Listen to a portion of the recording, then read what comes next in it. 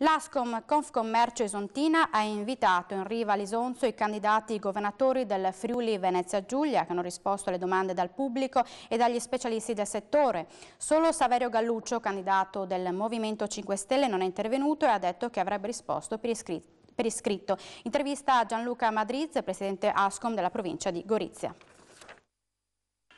Se i candidati alla poltrona di governatore del Friuli Venezia Giulia sono intervenuti a Gorizia, lo si deve al lavoro della Confcommercio Isontina, che ha voluto incontrare coloro che dovranno dare una mano al commercio in profonda crisi.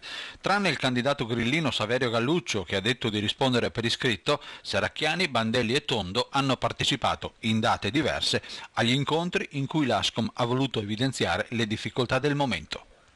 Ai candidati governatori abbiamo chiesto delle cose estremamente semplici: attenzione, come dicevo, alla provincia di Gorizia, temi relativi alla fiscalità, quindi a tutto quello che è annesso a questo mondo differenziato, grande attenzione, particolare attenzione alla gran distribuzione. Va ricordato che in questo momento la provincia di Gorizia è quella interessata dal maggior numero di imprese di grande distribuzione, quindi è attanagliata, se vogliamo dire, perché non è solo Gorizia città a essere toccata nella sua provincia, ma anche l'oltreconfine. Basti pensare che a 100 metri oltre confine abbiamo anche una gran distribuzione presente anche lì.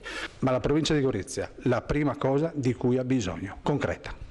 La provincia di Gorizia ha bisogno di opportunità, non ha bisogno di sostegni, la vecchia zona franca è morta e sepolta, ha bisogno di potersela giocare. Per potersela giocare ha bisogno di una fiscalità che sia congrua e coerente, uso un termine da commercialista, congrua e coerente con quella che è la realtà vicina, quindi Slovenia, e non dimentichiamo Austria, che è particolarmente aggressiva sul nostro mercato.